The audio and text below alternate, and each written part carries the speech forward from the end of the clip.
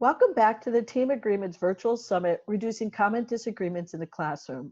Here today with us is Kathy Bentley of Kathy's Parenting Solutions. Kathy is an early childhood consultant, trainer, and coach working in Hawaii, providing program-specific professional development. She's experienced in curriculum and training development for early childhood professionals and has been an annual presenter at the Hawaii Association for the Education of Young Children's conferences and leadership symposiums. And in addition, Kathy is a nationally recognized parent educator who provides customized coaching to families to help them work through those parenting challenges and building strong families. Hi, Kathy. Thank you for joining us today. I really appreciate you being here and sharing your wisdom with us. I know you've been in the early childhood field for such a long time. You have such a range of experiences. And today, I really want to spend time talking to you about your experiences as a coach and trainer doing professional development with teaching teams. And as you know, we've been talking about how do we develop a really strong workplace environment that's positive and help teams reduce those challenging behaviors. And one of the questions I want to ask you from your perspective is, what does a really strong teaching team look like? Okay. So first off, thanks for asking me to do this. So when I walk into a early childhood classroom and it's running really smoothly and the children know what's going on and they connect with all of the teaching staff equally, and I spend time in there and I cannot tell who is the lead teacher and who might be an assistant and who might be an aide, to me it's a really strong team, because that means they've meshed and they work together. And you can't tell that it's a lead teacher who's like washing the tables and it's the assistant who gets to lead the morning group time. Because I walk into other classrooms where the one teacher kind of has a frown on their face, and it's like, okay, there's something disconnected here. So it's not like they have to walk around smiling all the time, but there's just that kind of calm flow, and there's not a lot of questioning, like, what do you want me to do now, or where is this material? So in some classrooms I walk in and everything is totally prepped before. Now that's not going to work all the time, but it's ready. Like, you can't put materials on the table till the tables are sanitized, but the material's ready as soon as the tables are ready. They're not like, oh, where is this and what am I supposed to be getting? So it's very clear that the staff has work together in planning and in making sure where is everything, and the routines are solid. Like, they know what's going to happen next. Okay, so you gave us a lot. So let's unpack that a little bit, right? Okay. There is a lot of layers in there. So one of the first things you talked about was that the children are connecting with the adults in the room. And I want to explore that a little bit further, because we always look for that. But I'm wondering if you could talk about how are the adults connecting with each other, which really Ah, shows it's a very strong team. yes. So sometimes it's that nonverbal communication, like they just sort of, there's the nods and the look, but it just seems like, and then they like just a tone of voice, like their voices are very calm, and there's not these sighs, which we've all been in those classrooms where there's this it is like, okay, I totally know you've got my back on this. So there's that almost unspoken language between them where they it's almost like through osmosis they know what they need to do with each other. But it's just the demeanor between them. And like I said, there's no sigh and eye roll and Mhm. looking at me and do you see what she's doing or he's doing or not doing. So there's just that, it's hard to describe, it when you see it. Right, Yeah. right. Yeah. So I want to go sideways a little bit, because you talked about this when were talking about the team connecting with each other, but also when we talk about roles, and we spend a lot of time in team agreements talking about who's doing what, where, when, and how, so that there's this really clear transparency so that the classroom will work like that well-oiled machine, like Mhm. you were saying. And the nonverbal, you said it's almost like, osmosis, but that comes through actually a lot of communication beforehand, right? Like, Mhm. when I give you this look, or I give you some kind of sign, you'll know exactly what that means. And we've had discussion around it so that there's this dance, right, Mhm. between the teaching team members so that everyone, again, has a really clear understanding of what they're supposed to be doing. Um, in addition to that, when we talk about the roles, I'm going to go backwards for a minute because you said at the very beginning, the children don't know who's what Right. in terms of being the lead or the assistant or the paraeducator, right? That the children just have an understanding that all of the adults in the room are actually equal in terms of being teachers, although in reality, we know that the responsibilities are going to be different based on the Right. role groups. Right. And so, again, in team agreements, one of the things we do is we really help everyone to define what that role looks like, right from when you said prepping materials and having them ready to, who's cleaning what when. And not necessarily that we expect our paraeducators to be the cleaners, right? Right. Or the preppers, but there's a sharing in that, in those roles and the way the two come together. So I really appreciated that, what you said.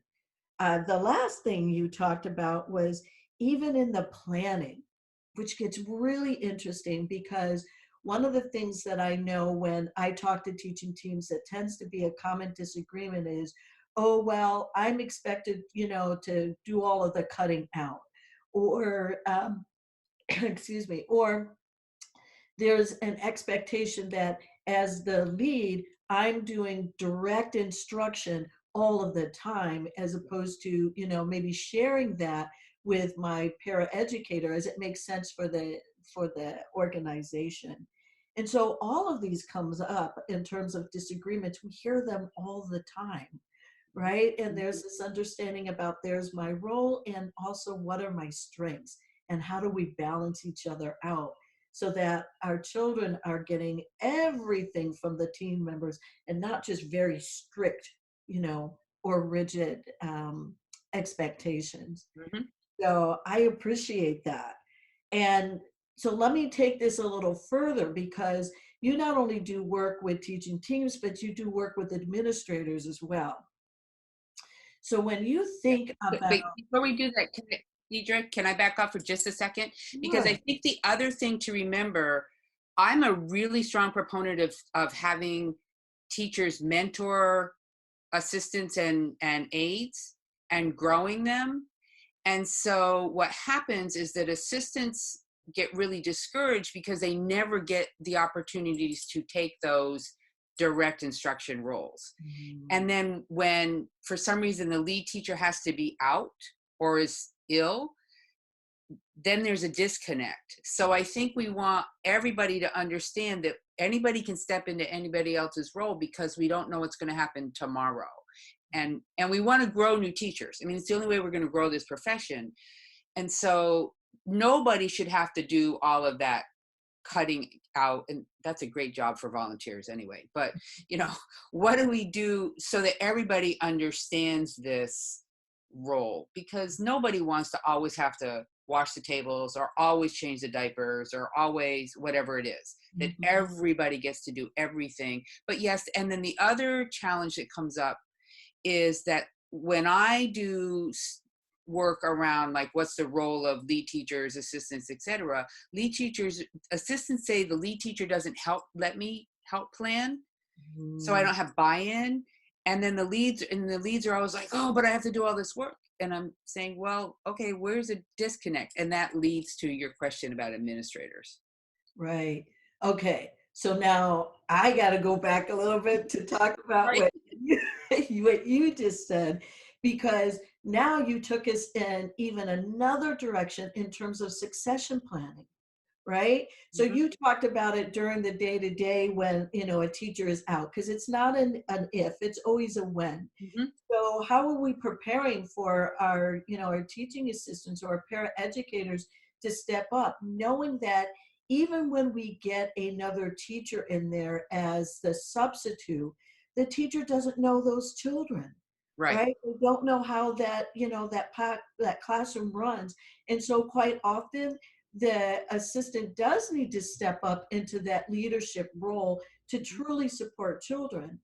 And that can get a little sticky, again, depending on how it's organized or set up and the expectations around the assistants in terms of how much of a leadership role they can actually take on, get supported with, and of course get paid for, versus how much are they just expected to really support the children in the classroom or the teacher in the Right. classroom, or just do some reteaching when it comes to implementation. So we know that there's a lot of variables in place, but I think most importantly, what you're saying is that when it comes to really good, solid team teaching, there's this understanding that everybody has something to give. Yes. Yes.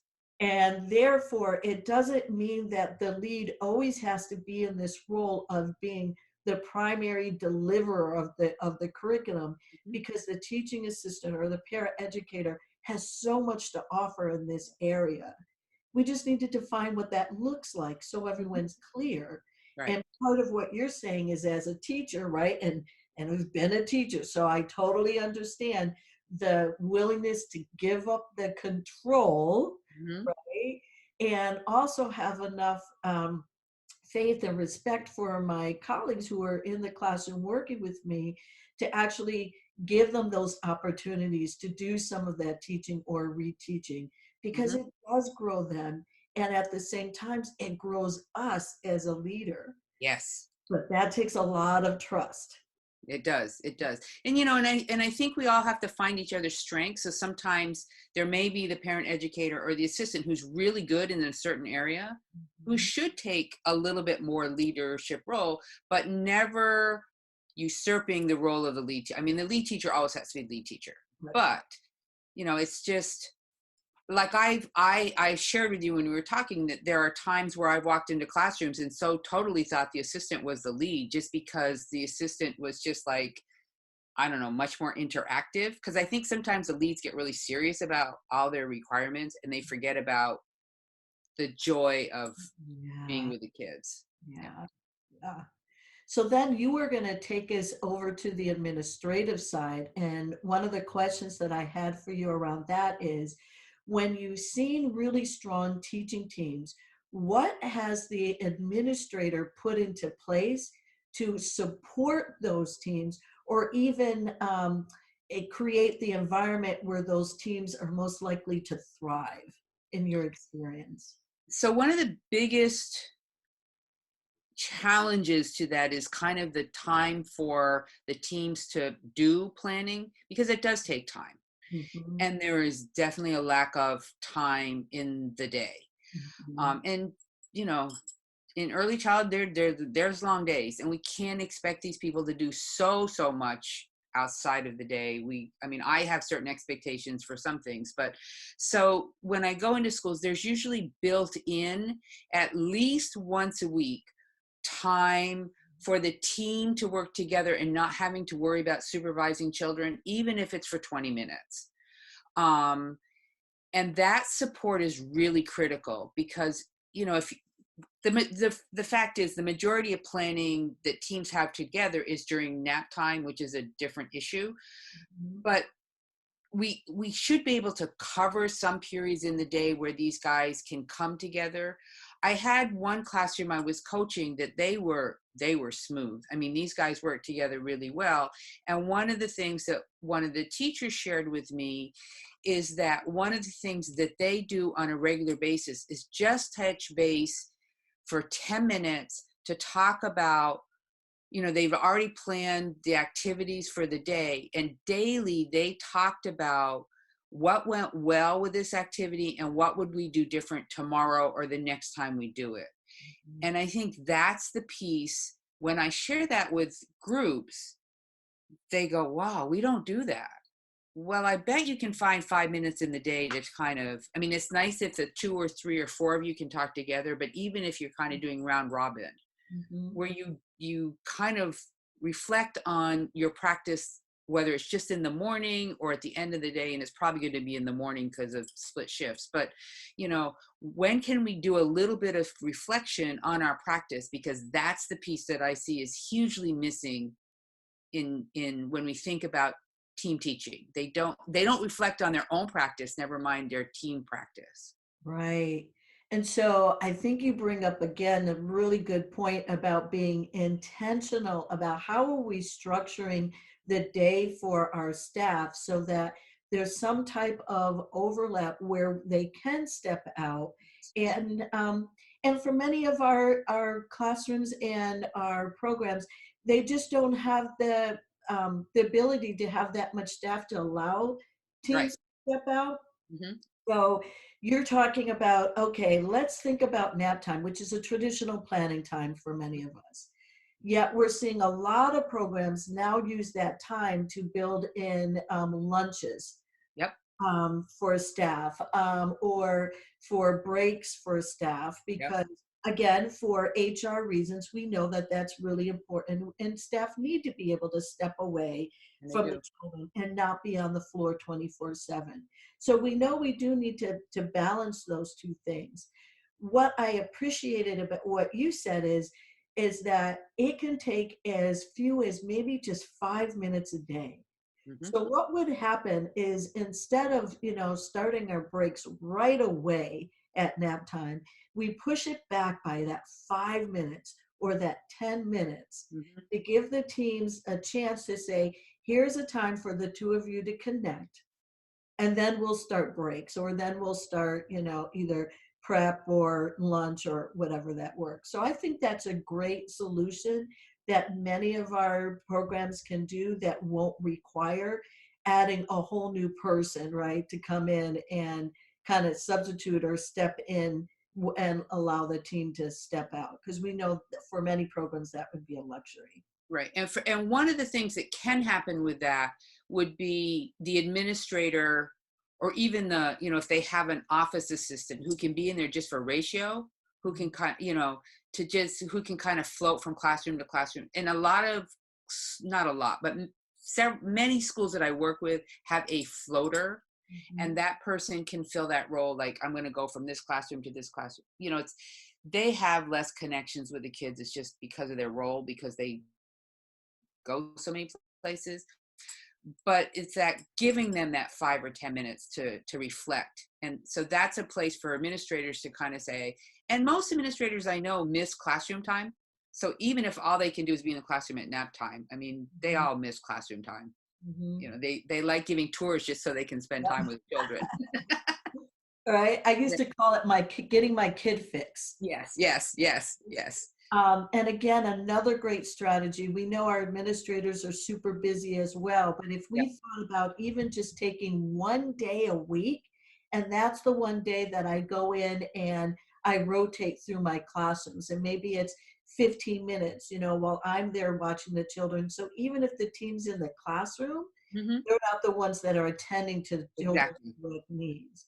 And I And think yep, go Sorry, ahead. and I think the other part of that is it's a way for the administrators to stay connected with what's going on in the classroom. Because I think sometimes there's a disconnect on their perceptions, because they hear stuff, or they just, as they're walking by, they are very busy and they don't have time to be in classrooms. So even they can tell kind of the climate of the room just by spending a few minutes in there and kind of observing. So I think there's huge benefits all the way around to building that in. And plus, we all know that we all need breaks from our primary job, Right. and it might help refocus and why I got to do all these reports. And Yeah. yeah. Yeah, like I said, that's why I used to do Kid Fix. It was Yes. Yes. connected to, okay, this is why I'm here. Like you said, this is why I have to do this report. So Exactly. that, my program is still running the way it's supposed to be running, and it's all about the children and family. So I'm glad that you brought that up, because you're right. Oftentimes we don't get a chance to step into the classroom and connect And those really short moments are what build relationships, not only with the children, but with the team. And like you said, it gives us that overall perspective on what's going on in the classroom. Right, right. Great strategies there. Thank you. You're welcome. Um, let's see. Oh, I know. Another question that I had for you was around being a consultant. So often you go in and you work with different programs with that hat on. And I would ask you, what tips or strategies do you have for consultants in terms of when they're working directly with teaching teams around how to help them build and support that really strong, positive classroom and that, that teaming? So first off, it's a time and money issue. How much time can they invest? And consultants have to be paid, so how much money do they have to invest in this? But then I spend a lot of time in the front end having conversations with both hopefully the administration and the teaching staff of what they're looking for, and then going in and doing my observations, my reflection back to them, and then doing hopefully multiple follow-up visits, because one of the challenges with consulting is sometimes you get called in once. And to me, Mhm. that's not the best model, because you go in and there's no follow-up, and we all know that we need a little, I tried this and it didn't work, or this, and I like to be able to go back and help teachers reflect on what's working really well. Like, what have you worked, and what we always start there, like what's working well, because everybody immediately wants to go what's not working. Mhm. Well, and then the other thing that's the advantage of going in multiple times is that distance, because we all know that we're in the middle of whatever is going on in our classrooms, whether it's conflict between staff or challenges with children, is when we don't see the incremental changes. So consultants often, because we're not in classrooms on a daily basis, you can go in and say, wow, the last time I was here, this was going on, but this is what I see. You guys are just like, I'm seeing a better flow now, or the children seem to understand better what the expectations are. So they're a reflection piece. So helping administrators understand they need to try to find a way to build into their budget a way to bring in outside third party consultants who have no skin in the game. We're Mhm. not part of their organization. We don't have, a lot of organizations have a lot of people on staff who can go into classrooms, but they're still part of the organization. We're a consultant. We don't have any, there's no underlying biases in us. We just go in and see what we see. Right. um and so, but the teachers have to have buy-in for that. Like, I've been asked to go into classrooms and the teachers don't want me there, and that's really uncomfortable. Right. Right. And usually after a while they're okay with it. Most people, at least if I go into classrooms on Oahu, most people know who I am because I do so much early childhood training. But it's very intimidating to have somebody walk into your room and be looking at you and taking notes. Mhm. Even though you're trying to be really inconspicuous, everybody knows. You like sit in the corner, like, don't, like, just let me, like, really do this. I haven't figured out a way to not take notes because I have to remember things, and I have a good memory, but I still have to write at least like words down. Right. They're always worried about, what are you writing? Right. Yeah, what are you writing? So I tell them in the front end, look, I'm going to write down things. I'm going to write down the really awesome things you're doing, and then I'm going to write down, where can I make suggestions to you? I never say I'm going to write down the junk stuff. Mhm. I'm going to write down where I can make suggestions to help you with what I'm seeing. Mhm. Yeah. So again, so let's unpack that a little bit because really, really good content there. So one of the things that I heard you say that as your role as a consultant, first and foremost, we really want to connect that back to the administration in terms of how does that even get set up, Yes. right? So why is the consultant even there? It's that transparency. So when we talk about trust, and I say this often when I talk about team agreements, it's all about the parallel process, Yes. right? So we do with staff as administrators as we want our staff to do with family and children. Exactly. So if we're not setting up this environment of trust, it's very hard for our staff to do that with their children and families as well, right? So it's this sense of modeling. And a great way of doing that that you just touched upon was even saying, hey, why is this person even here? Yes. How is this consultant here to help us grow and improve? Because as an educational institution, that is always going to be first and foremost. Mm-hmm. Right? So having that understanding that we are in a continuous process improvement cycle, and that's okay. Mm-hmm. And Mm-hmm. here's one of the ways we're doing it is somebody coming in like a consultant doesn't have skin in the game, as you said it. They're going to be unbiased and neutral and give us that feedback. And you said it, and allow them to reflect on that. Mm-hmm. Right. So bringing in a consultant, we definitely want to stay away from the one time, because you're really not going to leverage all that money you just spent. Right. Right. Right? Because, you poured all this energy in it, and they come in one time, they give you, a synopsis of whatever it is that you're bringing in for, and then what? So even thinking about and being very mindful, intentional about why we're bringing in consultants, letting staff know that we're bringing in a consultant, what's the focus that they're going to be, so that staff know what's going on. And so when you're walking into the room, it lessens that ability to, or that fear, I should say, of why is that person there? Are they looking at me? Am I in trouble? And are they just coming in to look at all the things that can change, right? So those records that get Mm-hmm. going in our Mm-hmm. minds, Mm-hmm. we all make things up, Mm-hmm. especially when we don't know. Can I also say that I think it's important because sometimes it's the staff who want somebody to come in, like they don't feel supported. So we need administrators, like if a staff member, says we'd like somebody to come in and help us with XYZ, that the administration really, looks at that and says, instead of saying, well, you don't need it or we'll do it, is, well, yeah, let's see if we can make that happen. I Mhm. mean, I'm fully cognizant, obviously, that financial things have to come into play, but there's a two-way street for that. It's not always the administration who wants a consultant. We have to honor that sometimes it's the staff who wants the consultant.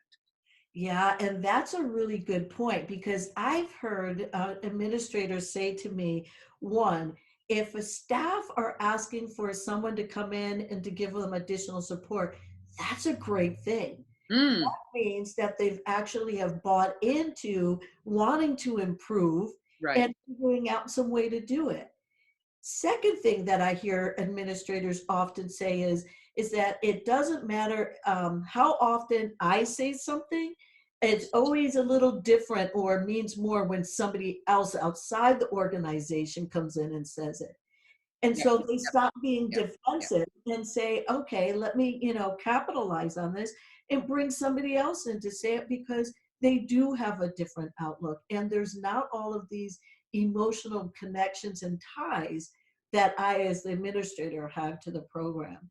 And so that to me is a, uh, an organization that is really invested in encouraging the growth of their staff.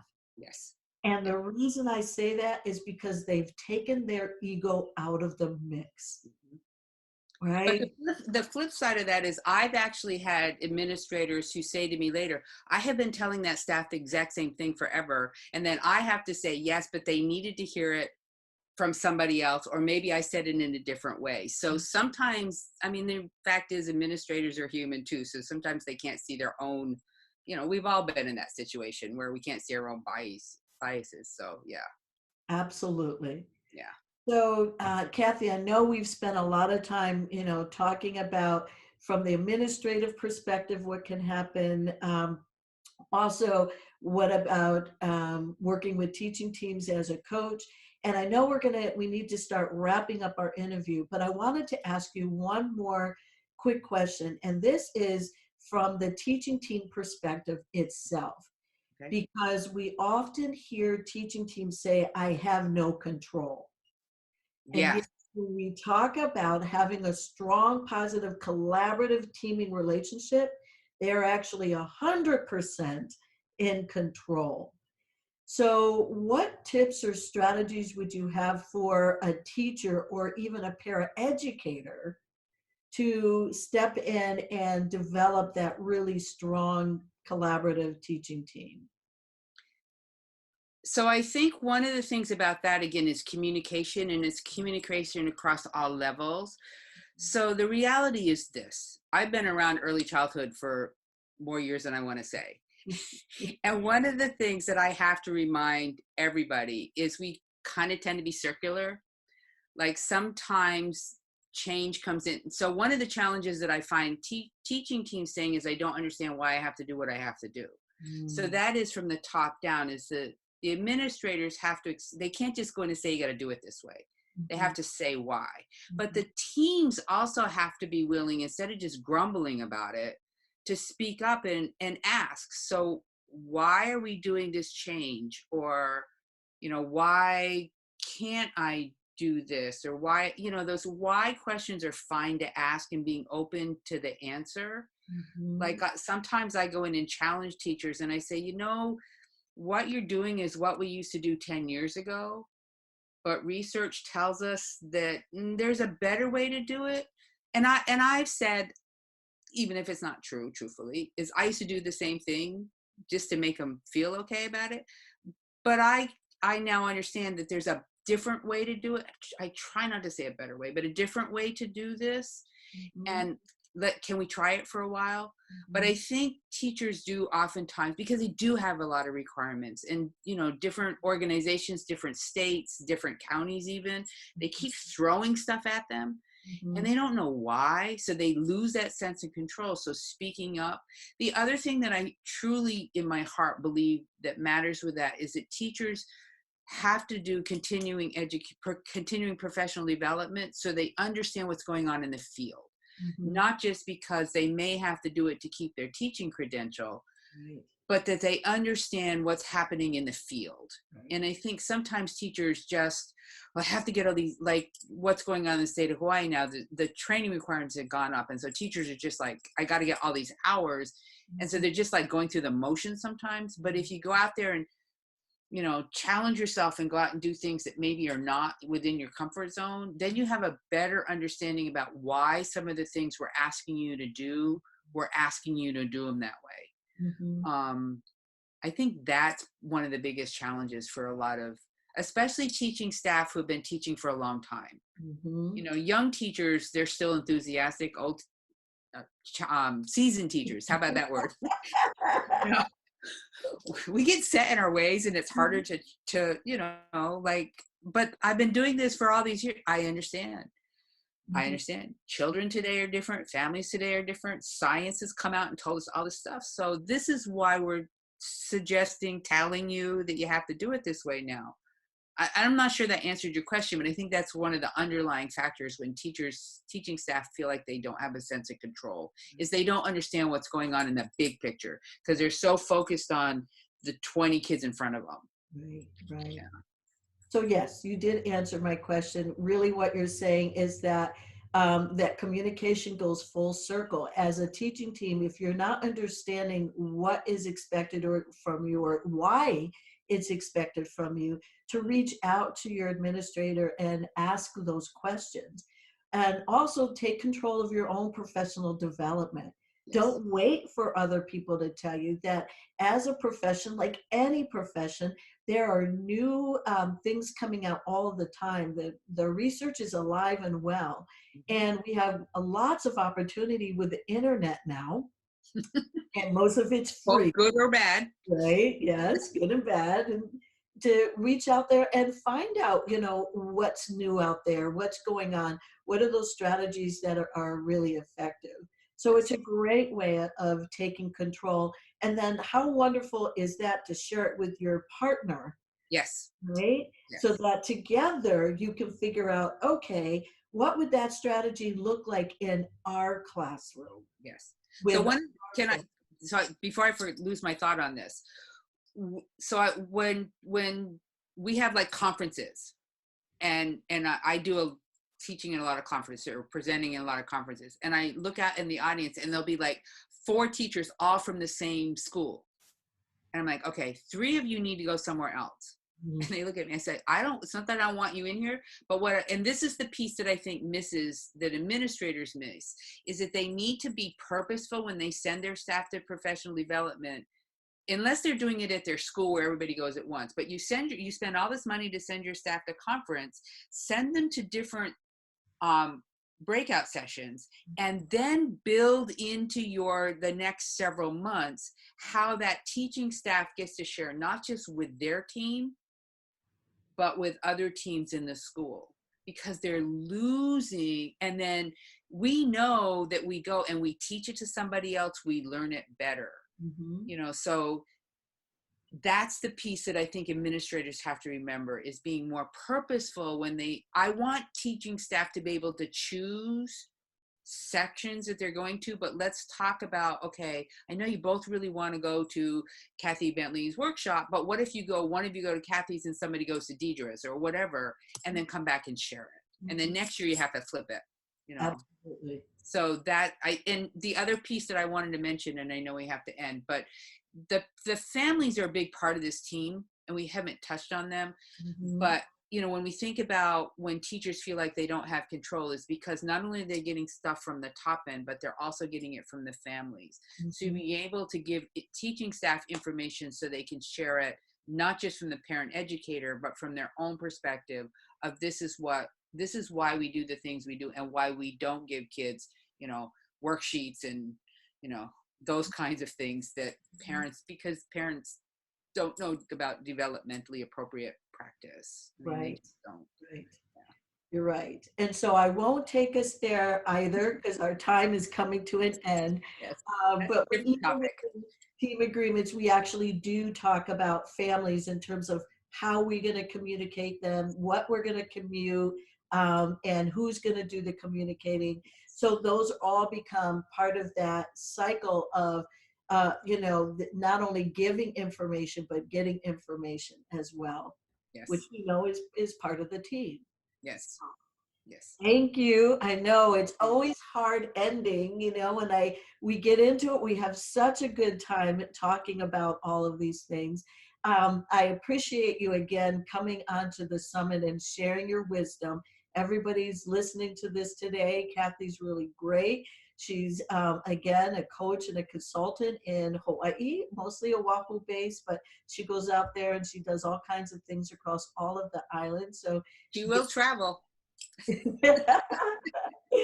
Yeah, look her up. She's fantastic. And Kathy, I hope we'll have a chance to talk again. Sounds good. Thanks, Deidre. You're welcome. Thank you. Thank you.